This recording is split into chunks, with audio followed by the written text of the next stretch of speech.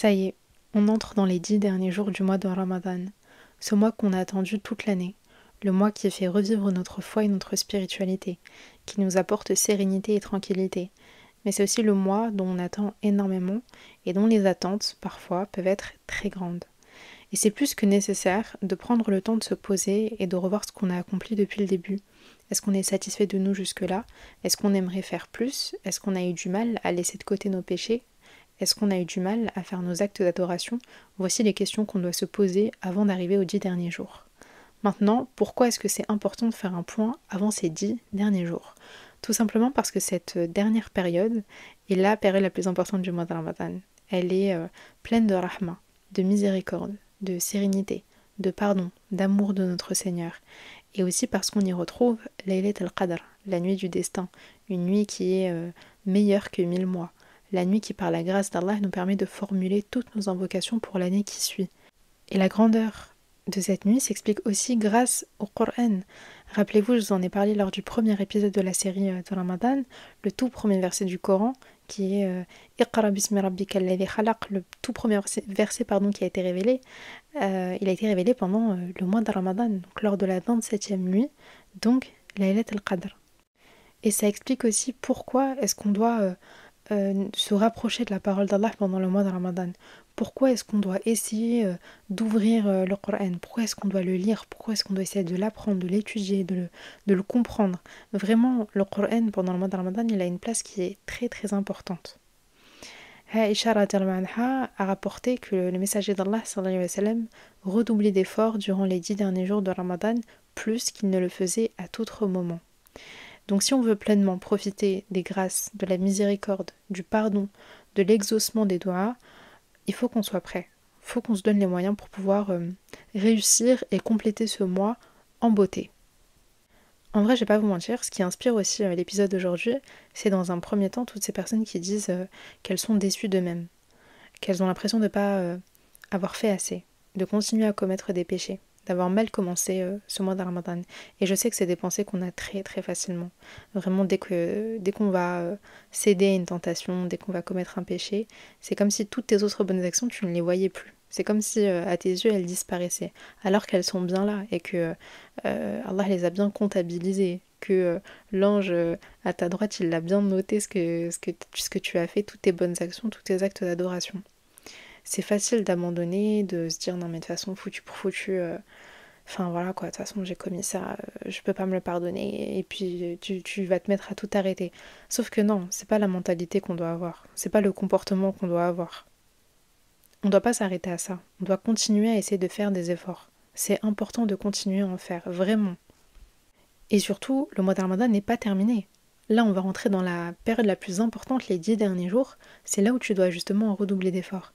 Même si tu galères encore, même si tu as encore tes tentations, tu continues à commettre des péchés, on s'en fout. On est là pour gratter un maximum de hasanat et on va aller les chercher justement. La deuxième chose qu'il ne faut pas oublier, c'est que Allah voit tous nos efforts et il les prend en compte. Et surtout, il connaît nos intentions. Et vous le savez, en islam, l'intention niya, ça a une place qui est très très très importante. D'après Ibn Abbas, anhu, le prophète Mohammed a dit « Certes, Allah a écrit les bonnes et les mauvaises actions. Ensuite, il a expliqué cela. Ainsi donc, quiconque songe à faire une bonne action mais ne l'accomplit pas, Allah la lui inscrit auprès de lui comme une bonne action complète. Et s'il y songe et l'accomplit, Allah la lui inscrit auprès de lui de 10 à 700 bonnes actions, et bien plus encore. S'il songe à faire une mauvaise action mais ne la commet pas, Allah la lui inscrit auprès de lui comme une bonne action complète. Et s'il y songe et l'accomplit, Allah lui inscrit une seule mauvaise action. Donc, si tu te retrouves à vouloir faire des prières surérogatoires, mais que tu es hyper fatigué, donc tu t'endors, que tu penses à lire un peu de Coran dans la journée, mais que tu oublies, sache que Allah te compte ton intention comme une bonne action. Il compte ton intention comme une bonne action même si tu ne la commets pas.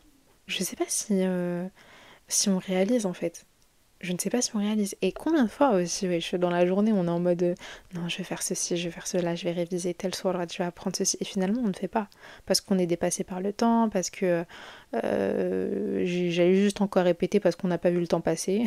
Vraiment, le temps passe tellement vite. Mais voilà, qu'il t'arrive quelque chose et que du coup, tu peux pas accomplir ce que tu avais en tête, sache que Allah, il est en train de te compter une bonne action. Juste par ton intention, juste par ta niya, subhanallah, c'est... Moi, j'arrive pas à réaliser, en fait. Je parle, je vous l'explique et tout, mais je vous jure, j'arrive pas à réaliser. C'est... C'est incroyable, vraiment. Et même pour les mauvaises actions, ça aussi c'est un truc de fou. Et ça devrait être une motivation justement. Quand on est tenté, quand on a envie de faire un péché, le fait de résister à ce péché-là, de ne pas le commettre, tu es récompensé pour. Vraiment, on réalise pas. Je vous promets, on réalise pas la miséricorde et la bonté d'Allah. Sauf que bien évidemment, nous on ne doit pas s'arrêter à ça. D'accord. C'est pas parce qu'Allah il nous a facilité sur ce point-là que nous on doit prendre avantage de ça et se dire non mais au calme, enfin il me compte ma bonne intention et tout. Non, non, non. Le musulman il doit chercher plus loin. Faut pas qu'il s'arrête à ça. Et encore une fois, le mois de Ramadan, comme je vous l'ai dit, il n'est pas fini. On a le temps de pouvoir faire ce qu'on veut. Alors on tire un trait sur les déceptions, sur les péchés qu'on a commis. Au début, on va se concentrer vraiment sur le présent et comme je l'ai dit, sur les jours qui vont arriver. Tout comme je vous l'ai partagé au début, n'oubliez pas que le prophète Mohammed sallam redoublait d'efforts durant les 10 derniers jours du Ramadan, plus qu'il le faisait à tout autre moment. Et justement, nous aussi, comme le prophète Mohammed sallam, on doit essayer de redoubler d'efforts. Bien évidemment, voilà, si on a mal commencé ce mois de Ramadan, on va tout faire pour mener les choses cette fois-ci intelligemment. Du coup, comment est-ce qu'on fait pour mener les choses intelligemment? Eh bien, on va commencer par revoir un point important, c'est de se demander qu'est-ce qu'on veut tirer de ce mois de Ramadan. Est-ce que tu veux mettre au centre de ce mois de Ramadan le repentir? Donc chercher le pardon d'Allah, lui demander qu'il efface tes péchés. Est-ce que c'est d'arrêter certains péchés, justement? Et ça, c'est une grosse difficulté. Moi, je dis toujours, arrêter un péché, c'est comme une addiction. Vous le savez, pendant le Ramadan, en plus de ça, voilà, les shayatines sont enfermés. Donc on a moins d'insufflation, etc. Par contre, on sait que quand on tombe dans un péché, ça vient principalement de nous. C'est ton nefs qui t'appelle à retomber dedans. Et si c'est ton cas, justement, multiplie l'istighfar et vraiment occupe-toi au maximum parce que l'ennui, ça nous fait faire beaucoup, beaucoup de bêtises. Mais du coup, ce que je disais, c'est que on doit vraiment essayer de revoir ce que on veut tirer de ce mois de Ramadan. Revoir un petit peu quels sont nos besoins en fait. Qu'est-ce que je veux à travers ce mois de jeûne, ce mois de spiritualité, ce mois où je suis censée pratiquer ma religion bien plus que le reste de l'année. Qu'est-ce que ce mois il est censé m'apporter en fait? C'est comme, je sais pas comment dire ça, mais vous voyez quand il y a ce truc là des fois où quand on mène un projet ou peu importe, enfin j'ai pas d'autres exemples, mais on doit souvent renouveler nos intentions ici-bas. On doit essayer de se poser les bonnes questions, de se dire pourquoi est-ce que je fais ça, pourquoi est-ce que je me suis lancée dans ça. Et là c'est la même chose avec le mois de Ramadan. Donc on essaie de rentrer un petit peu en introspection avec nous-mêmes et se demander, savoir qu'est-ce qu'on veut en tirer. Le mois de Ramadan c'est aussi un mois où les doigts sont acceptés.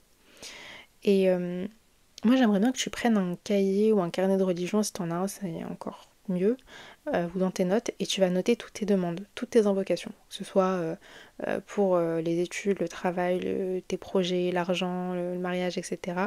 Vraiment toutes tes demandes, une à une, tu vas toutes les écrire. Et vraiment, moi je trouve que c'est hyper bien de noter nos invocations, nos demandes, parce que en fait, en le faisant, tu réalises que tu n'accéderas à tout ça uniquement si Allah le veut. Et ça va être aussi utile pour toi lors de Laylat al-Qadr, histoire que tu te retrouves pas à zapper toutes tes invocations et en mode je sais pas quoi demander, je sais pas quoi faire, etc. Vraiment, noter les invocations, c'est très très important. Les 10 derniers jours du mois de Ramadan sont aussi le moment pour demander pardon. Demander à Allah qu'il expie nos péchés. Et les péchés, on en commet tous les jours. Quand je vous dis on en commet tous les jours on en commet. Des fois on réalise même pas. Voilà, on ferme très facilement les yeux dessus, mais notre livre il est rempli de mauvaises actions. Que ce soit dans la parole, dans le jugement, dans la médisance, dans les regards qu'on lance, les choses haram qu'on regarde, qu'on écoute. Et certes, enfin, c'est littéralement impossible pour nous de ne pas commettre de péché. En revanche, il y a une chose qu'on doit faire et c'est de demander pardon. Faire du istighfar, se repentir. Et n'oubliez pas que le prophète Mohammed sallallahu alayhi wa sallam a dit: tous les fils d'Adam sont pécheurs et les meilleurs des pécheurs sont ceux qui se repentent. Allah nous pousse à nous repentir. D'ailleurs, j'ai fait un épisode de podcast sur le repentir, je suis pas allée l'écouter. Le fait d'accepter le repentir, c'est en Allah, ça fait partie de lui. Alors on en profite pour demander pardon à Allah, lui demander de nous expier tous nos péchés, et notamment les choses qu'on regrette. Ça peut être dur à faire, mais ça va tellement, en fait, juste nous décharger d'un poids et nous rapprocher d'Allah. Juste, tu vas finir par assumer toutes tes bêtises, toutes tes erreurs, et tu vas dire, ok, en fait, ça va 1000 fois mieux. Ça va vraiment te décharger d'un poids. Donc on en profite vraiment pour faire un maximum de dhikr, de faire du istighfar, de revoir un peu les choses qui nous pèsent, qu'on regrette, pour pouvoir demander à Allah de nous pardonner. Et le mois de Ramadan, c'est aussi le mois où on va formuler une invocation, on va la multiplier. D'après Aïcha radiallahu anha, donc c'est elle qui parle dans ce hadith, elle dit: j'ai dit au prophète Mohammed sallallahu alayhi wa sallam, ô messager d'Allah, vois-tu, si je connais dans quelle nuit est la nuit du destin, que dois-je dire durant cette nuit? Le prophète Mohammed sallallahu alayhi wa sallam a dit: tu dis, ô Allah, tu es certes pardonneur et tu aimes le pardon, alors pardonne-moi. Allahumma innaka afun tuhibbul afwa fa'fu anni. On multiplie cette invocation. On la multiplie à la fin de nos prières, pendant le soujoud, etc. Enfin, il y a plein de moments propices. Je vous ai déjà partagé ces moments où on doit vraiment pas hésiter à faire un maximum d'invocations. Mais vraiment, cette doua, on ne peut pas passer à côté. Je vous promets, on ne peut pas passer à côté. Faut la dire. Vraiment, faut la dire. Même si t'as rien à te reprocher, demande pardon. Parce que vraiment, des fois, on commet des péchés sans même nous rendre compte. Sous le coup, de l'énervement, des choses qu'on peut dire, des paroles qu'on a pu dire qui ont blessé certaines personnes, des choses qu'on a fait et on ne savait pas que c'était haram. Vraiment, multipliez la demande du pardon. Multipliez-la. Et dernière chose, sur ces 10 derniers jours, ce que vous faites de votre temps libre n'est pas à négliger. Et vous le savez, on va être interrogé sur notre temps. En dehors du temps en fait où on étudie, le temps où on travaille, etc., on fait nos tâches ménagères, notre temps libre, en fait on en fait quoi? Est-ce qu'on utilise notre temps libre pour s'éduquer, pour lire du Coran, pour l'apprendre, pour étudier des livres, lire des hadiths, faire du dhikr? Pendant ces 10 derniers jours, la miséricorde d'Allah, elle est encore plus présente que d'habitude. Donc on ne peut pas passer notre temps à nous distraire. Et vraiment, quand je parle, je me fais le rappel à moi-même en premier, hein, vraiment. On ne peut pas passer notre temps à se distraire, à faire tout sauf des bonnes actions. Si cette vie ici-bas est justement une course aux bonnes actions, alors qu'est-ce qu'on peut dire pour Ramadan? Qu'est-ce qu'on dira à Allah quand il va nous questionner sur notre temps et que les anges scribes auront écrit dans notre livre qu'on commettait des péchés pendant notre temps libre? Je vous jure, on n'est tellement pas prêt. Le temps appartient à Allah, d'accord? Certes, ça appartient à Allah et en fait c'est ça qu'on réalise pas, c'est que c'est un cadeau qu'il nous fait de pouvoir l'utiliser pour pouvoir se rapprocher de lui, pour pouvoir gagner en hasanat. Donc faut pas manquer ces occasions-là. Il faut pas les manquer et il faut vraiment tout faire pour pouvoir s'éloigner des distractions, des films, des séries, de scroller pendant des heures sur internet. Encore une fois, je me fais le rappel à moi-même, hein. Je vous promets, on vaut mieux que ça et Allah il attend mieux de nous.